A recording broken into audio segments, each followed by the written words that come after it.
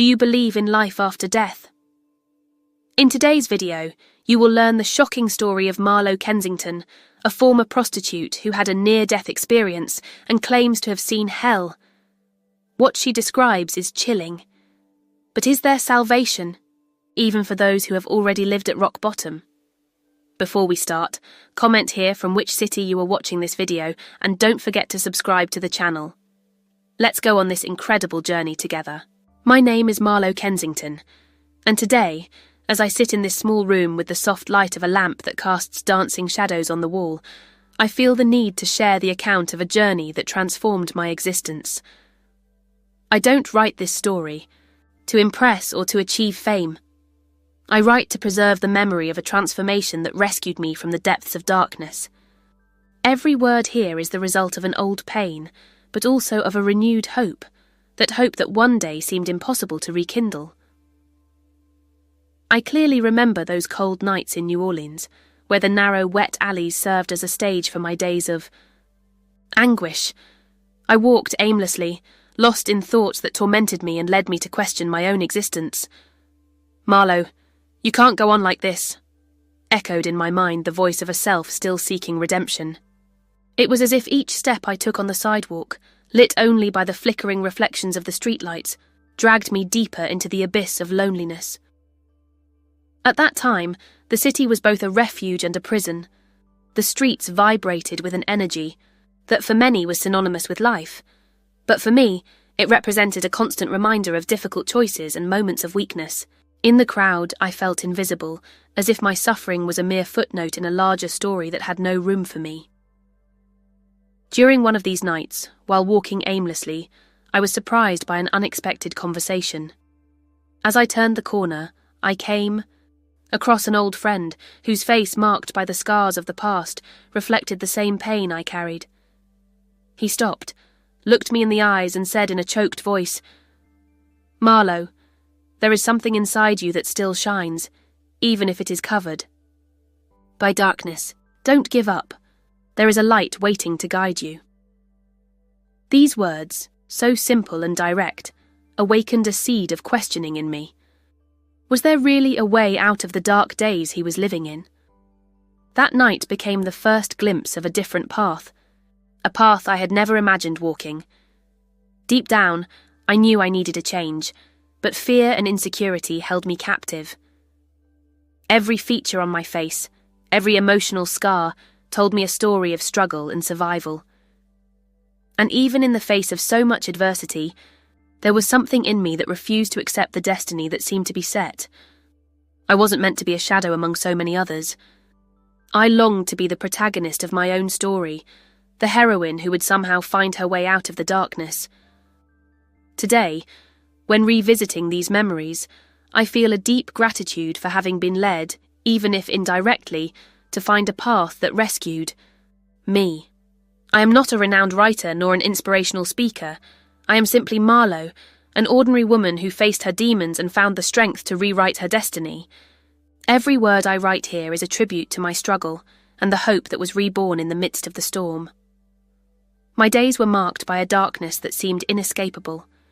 I vividly remember the humid early mornings when the biting winds of New Orleans brought with them whispers of despair and pain. I walked the streets with a constant feeling of being watched, as if every glance carried a silent judgment, condemning me for my choices and my past. On one of those dark nights, as the reflections of the flickering streetlights mixed with the gathering fog, I was forced to face the harsh reality of what I had become. As I passed through a narrow alley, I heard a hoarse and tired voice. "Marlo, why do you insist on giving yourself to this fate?" asked a man with sad eyes and a face marked by the scars of life. His name was Jackson Reed, an old acquaintance from the underworld, who had found his own way to survive among the shadows. His words resonated like an echo from a past that I tried to forget, but that never left me. "I didn't choose this path, Jackson. It was the only way to escape poverty and hunger," I replied, trying to hide the anguish that was gnawing at me inside. At that moment, the weight of my mistakes and forced choices was felt intensely. I grew up in an environment where love was scarce and violence was constant. My home, devoid of affection, turned into an emotional battlefield where prostitution emerged as the only way to survive. Each transaction, each encounter, were scars that marked my soul, perpetuating a cycle of suffering and self-depreciation. There were nights when I sat on the threshold of an old building, with shaking hands and a heavy heart, reflecting on the tortuous paths that led me to that abyss. I remembered my mother's voice, lost in tears, whispering, "Daughter, life can be hard, but never give up looking for the light." But the light seemed like a distant dream, something unattainable for someone like me. My existence was limited to searching for a spark of warmth in the midst of loneliness, trying in vain to fill the void left by years of neglect and abandonment. Every corner of New Orleans told the story of failure, and I saw myself reflected in every tired face that crossed my path. The days followed one another in a distressing sameness, where hope was a luxury that could no longer be granted to me. Between the fleeting encounters and the silent goodbyes, I was looking for a breather, a reason to continue. But the reality was relentless. Prostitution had become ingrained in my identity, and each choice seemed to seal a pre-written destiny of pain and despair. Even so, in the midst of this almost absolute darkness, I maintained a small internal flame, a desire to survive, to rewrite my story, even if for a thin thread of hope. I knew, deep down, that this life wasn't the end of everything, that there was a possibility of redemption that I had not yet fully understood. My youth was a succession of painful choices, where each decision seemed to lead me to a dead end. From an early age, I learned that life rarely offers kind alternatives, and I ended up being forced to follow tortuous paths, where the dark mixed with the inescapable desire to find a modicum of survival. One night, as the streets of New Orleans turned into a maze of shadows and diffused lights, I found myself at a crossroads. The noise of hurried footsteps and the murmurs of those who lived on the margins seemed to whisper stories of abandonment and loneliness. In this scenario, I came across Carter Brooks, a man who, like me, had a story marked by difficult choices. He looked at me with a mix of compassion and resignation and said, "Marlowe, it's not easy to understand, but each step along this path leaves marks that never fade." I just responded with a lost look, as his words resonated like an echo of my own fears. From my earliest years, the need to belong and be accepted pushed me into a world where affection was scarce and promises were empty. Deep down, I knew that this life of fleeting encounters and silent goodbyes was the only refuge I had left. But increasingly, the awareness of my own vulnerability became impossible to ignore. On a rainy night, sitting on a bench in an abandoned park, I heard from HarperCollins, a longtime friend and confidant, a statement that made me question the direction I had taken. "Marlowe, you need to see beyond the shadows. This path is not destiny, but a path that you can abandon if you have the courage to seek the light." These words penetrated my being, even though I was immersed in the raw reality of my days. I remembered moments when, after an encounter, loneliness overwhelmed me, making me doubt my own dignity. The streets, with their decaying buildings and hidden alleys, were silent witnesses of a youth that was lost between illusions and despair. There were also internal dialogues that haunted me. Why continue walking this path if each step takes me away from myself? I knew that, despite all the apparent security I found in the routines of prostitution, this life sucked me in, robbing me of hope for a different future.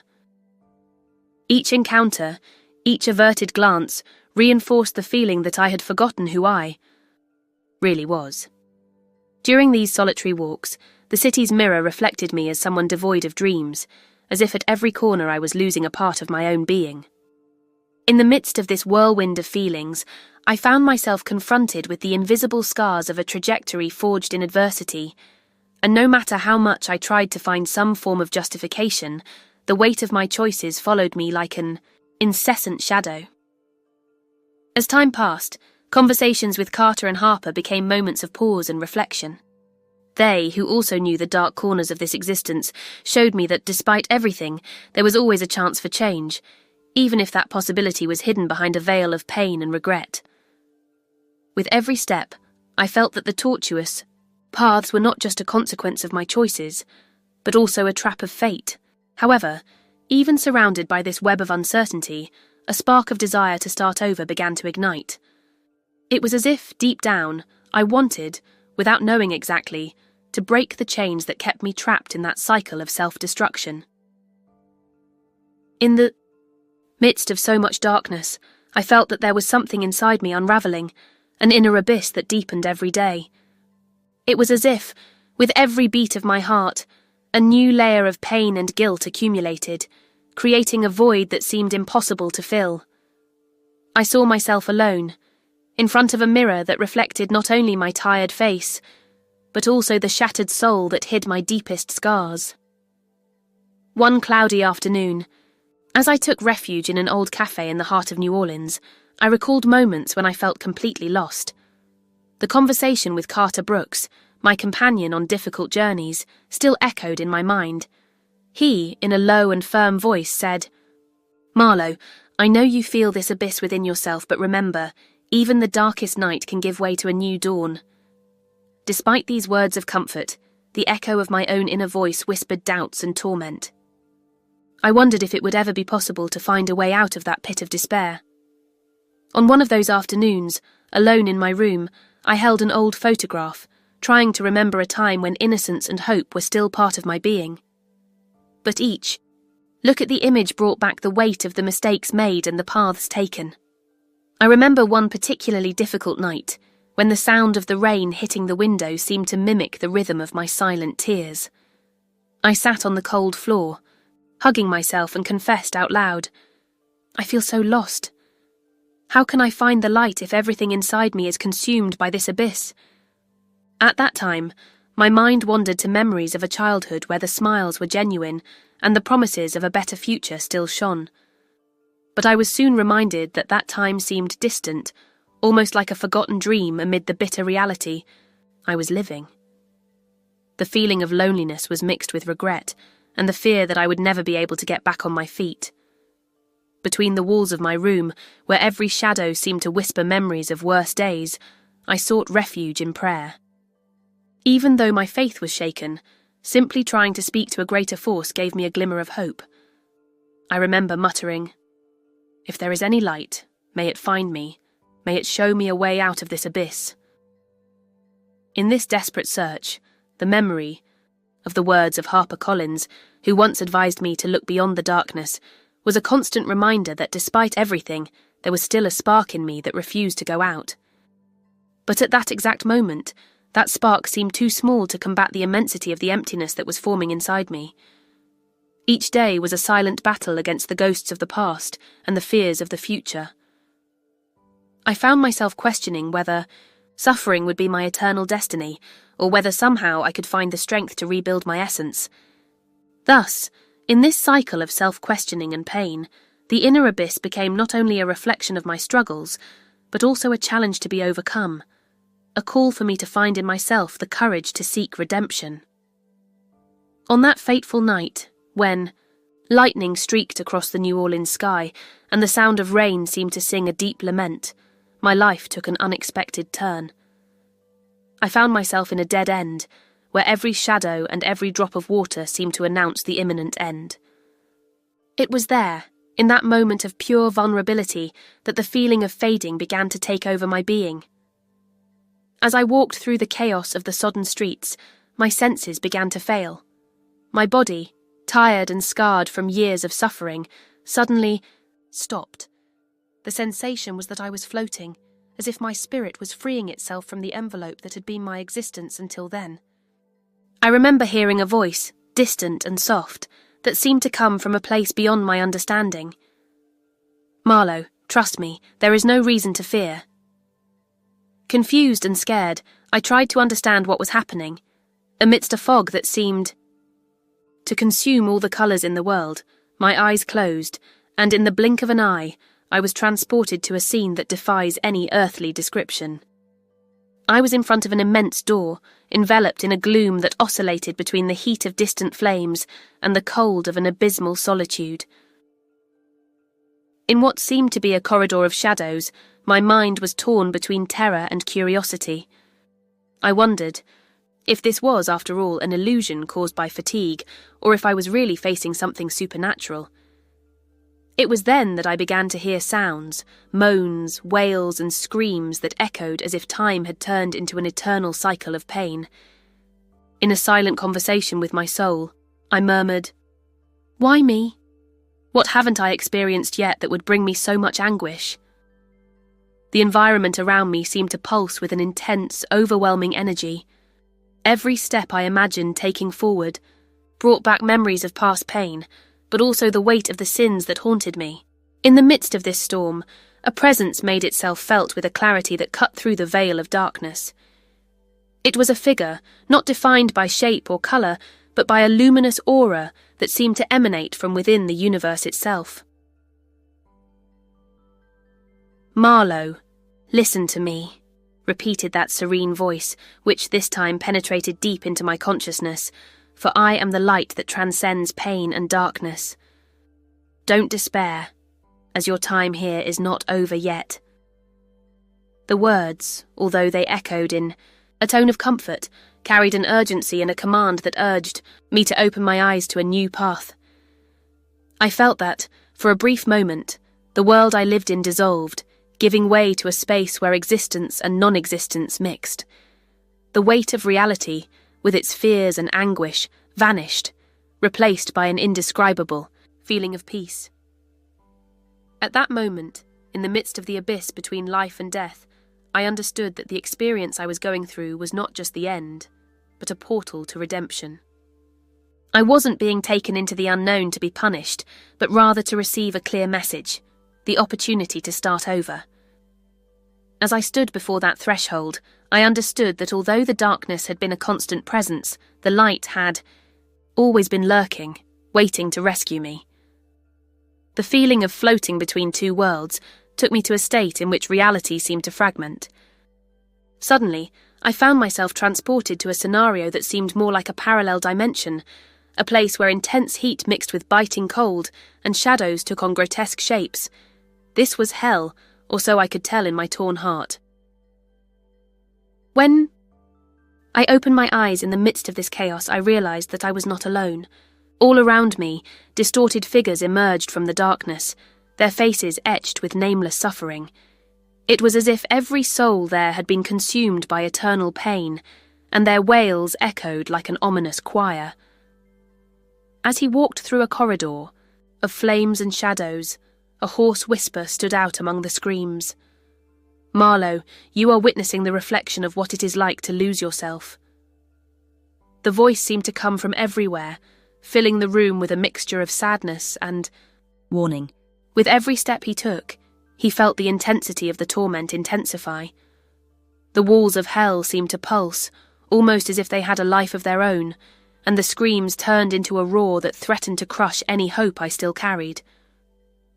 As I advanced, I came across a figure who, unlike the others, had a melancholic look, but not completely devoid of compassion. This entity, with vaguely human features, approached, and with a soft voice and at the same time full of pain, murmured, "This place is the manifestation of all the pain you avoided facing. Here, every wound you denied turns into torment." I felt a wave of despair wash over me.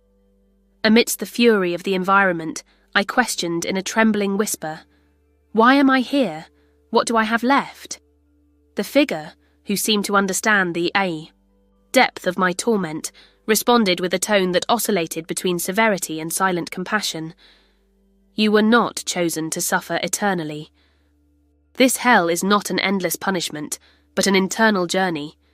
Here you will confront your fears, your guilt, and most importantly, the parts of yourself that have been forgotten."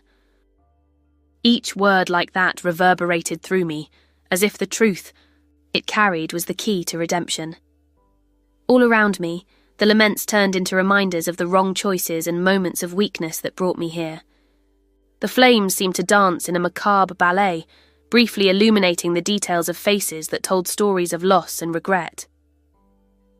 I walked with difficulty, feeling every inch of the pain that emanated from that place. But in the midst of the horror, a part of me began to understand that this scenario was not the end, but the beginning of a purification process. The hellish environment forced me to face what I had avoided for so long, the darkest secrets of my soul. As I struggled to maintain my consciousness, a whisper, sweeter and more comforting, echoed from a distance that seemed unattainable. Remember, Marlowe, that even in the depths of hell, there is a spark of light waiting to be rekindled. These words penetrated my soul, awakening in me a strength that, although fragile, began to shine. The journey through hell was, in fact, a rite of passage, an inevitable confrontation with oneself. And so, amidst flames and shadows, I began crossing a painful path, but essential for my transformation. In the midst of that scene of torment, where despair seemed to have taken over every inch of space, something extraordinary began to form. As I moved forward, feeling the crushing weight of the shadows and flames that surrounded me, a subtle but undeniable change began to emerge. The feeling that, for a brief moment, something beyond that pain existed invaded me. It was then that a faint light made itself felt, like a spark in the darkness. I walked hesitantly towards the source of that light which, unlike the hellish environment, brought with it a comforting calm. As I got closer, I realized that the luminosity was not just an illusion, but the manifestation of something divine. Amidst the cacophony of wails and screams, a soft yet powerful voice broke through the veil of darkness. "Marlowe, fear not. I'm with you." Those words, spoken with a tenderness that contrasted with the violence of the environment, echoed in my soul. For an instant, time seemed to freeze. I felt as if the heat of the flames was replaced by a cozy feeling that gradually warmed my icy heart. The voice continued, now more insistent, as if wanting to assure that there was no longer any reason for despair. "I am the light that overflows with love and compassion. Come, allow yourself to feel the peace that awaits you." Confused, but moved by a force that I didn't know where it came from, I let myself be carried away by this transformative energy. Each step toward the source of the light seemed to dispel the shadows that moments before had seemed impenetrable. I felt my trembling hands reach out, as if they wanted to touch what had been announced as salvation. The darkness, for a brief moment, gave way to a clarity that filled the space around me. Amidst the luminosity, I could glimpse an ethereal figure, surrounded by a resplendent aura that transcended common descriptions. This presence, which resembled both tenderness and authority, seemed to carry within it the essence of everything that is pure and true. "Marlowe," said the figure, with a tone that mixed compassion and firmness, "I know that you carry deep pains within you, but know that light can transform even the most wounded hearts." The words flowed like a melody, and as they were spoken, I felt an inexplicable relief invade every fibre of my being. For the first time, I realized that I was not destined to live in the shadow of my own mistakes. The light that stood before me was not just a sign of hope, but the promise of a new beginning. I remembered, even if vaguely, moments of my childhood, where innocence and joy lived, and there, at that moment, I felt the possibility of rescuing a little of that lost essence. While the luminous presence remained at my side, the voice continued to guide me. "Remember, Marlowe, that the path to redemption begins with accepting who you are and the forgiveness you deserve. Let this light penetrate your heart, replacing the scars of the past with marks of overcoming." With each word, the pain seemed to recede, as if the darkness was gradually replaced by an unshakable certainty that redemption was possible. The near-death experience, which had recently led me to believe that I was condemned to eternal torment, was transformed into a portal to spiritual renewal. I, who had so often found myself a hostage to darkness, now saw for the first time the path that would lead me to salvation. As I let myself be enveloped by the light that emerged from that portal of redemption, a feeling of peace invaded every corner of my being.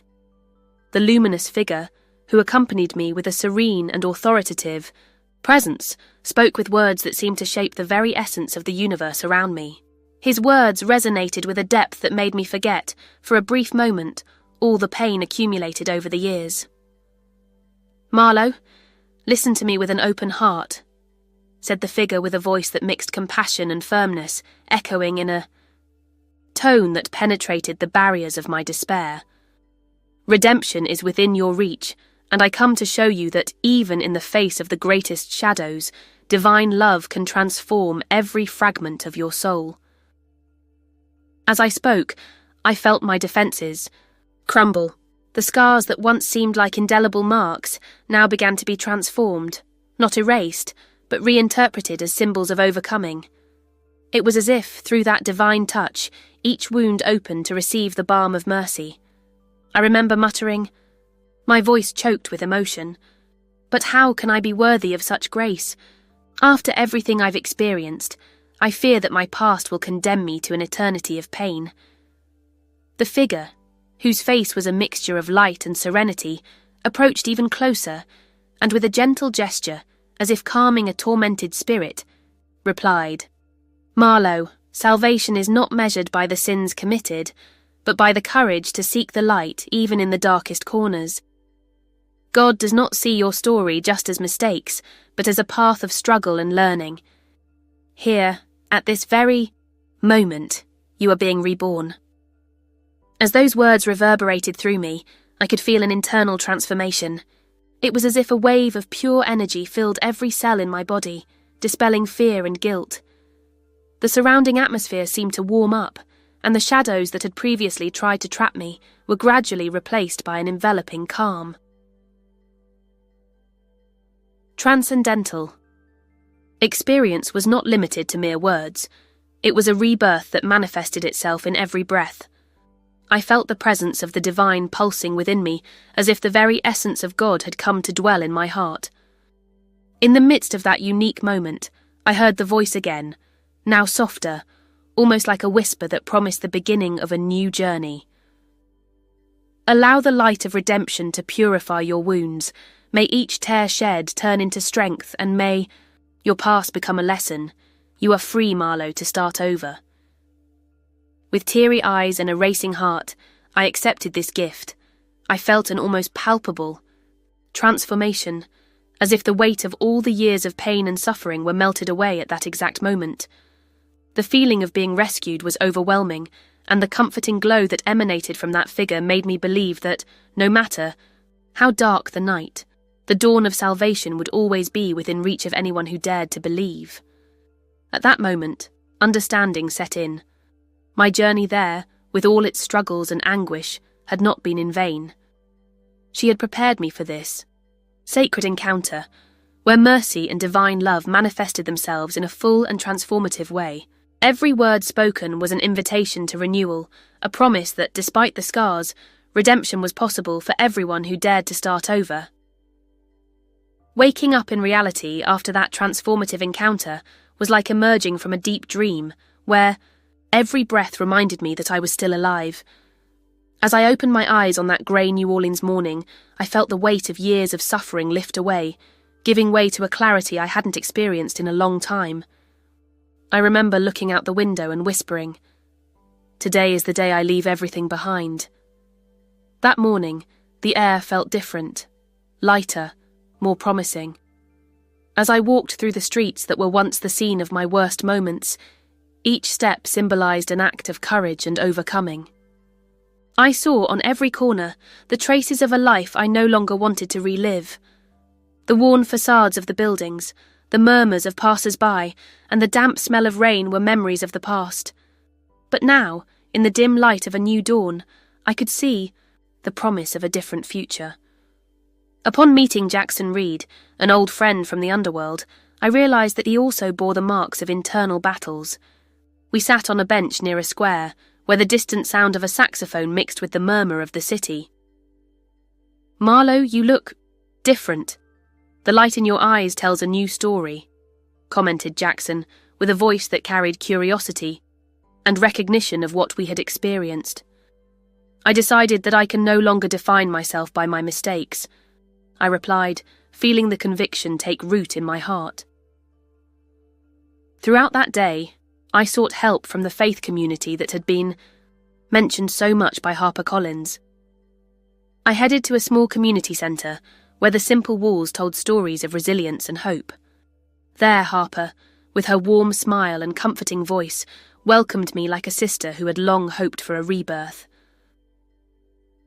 "Marlowe, here you will find a home for your soul," she said, as she led me to a room where other women shared their struggles and victories. As I listened to the accounts of others who had also decided to face their demons, I felt that somehow my own story was gaining new perspective. Each story, each tear, and each sincere laugh demonstrated that the past, no matter how dark it was, did not need to define the future. During a conversation, I heard Carter Brooks talk about his own struggles and the importance of recognizing mistakes so that you can learn from them. "We can't change what happened, but we can choose how to live from now on," said Carter, with a firmness that inspired confidence. That afternoon, as I walked along the edge of the Mississippi River, the urban scenery blended with the calm waters, reflecting what I wanted for my life: renewal and the chance to start over. The past, with its shadows and scars, was still a part of me, but now I saw it as a lesson, not a sentence. Each step was a victory, an act of rebellion against the destiny that had been imposed on me. As the city of New Orleans vibrated around me, I felt a lightness I hadn't experienced in a long time. I left behind not only the days of prostitution and pain, but also the idea that I was the victim of an immutable fate. I was Marlowe Kensington, and with the support of friends and community, I was ready to write a new chapter. A chapter of freedom, love, and faith. With the dawn of a new day, I felt that the weight of the past was transformed into energy to build the future. That spring morning, as the gentle breeze caressed the streets of New Orleans, I made a firm decision to walk an entirely different path, one of hope, resilience, and purpose. On the sidewalk in front of the community centre, where so many lives came together to seek support, I came across Riley Morgan, a young woman whose gaze shone with determination. His smile, although shy, was contagious and reminded me that hope is something that is renewed every dawn. "Marlowe, you look radiant today. This light that overflows from you is proof that it is possible to start over," said Riley, while extending his hand in a gesture of welcome. As we walked together, the city seemed to pulse in harmony with our hearts. Each step was a silent declaration that the past would no longer define the future. I remembered the intense conversations I had with Carter, Jackson, Harper, and so many others who shared their stories of overcoming. Each story, each tear shed, had been a brick in the construction of this new reality that was now unfolding before me. In this new phase, I embraced working in a women's support organisation where my experiences became bridges to help other people come out of the shadows. In one of the meetings, sitting in a circle of simple chairs, I heard a story that made me reflect. I was lost, but today, thanks to you and this group, I found reasons to smile again, confided one of the women, with her eyes teary with gratitude. These words echoed inside me, reinforcing the certainty that each step taken towards the light had the power to transform lives. That same afternoon, during a meeting, HarperCollins led a collective meditation. Sitting in silence with hands clasped together, we shared an energy of healing and compassion. Allow this light which now lives in each of us to radiate beyond these walls. May we be lighthouses for those who still wander in the darkness, said Harper, her voice full of hope. The environment was filled with a feeling of renewal.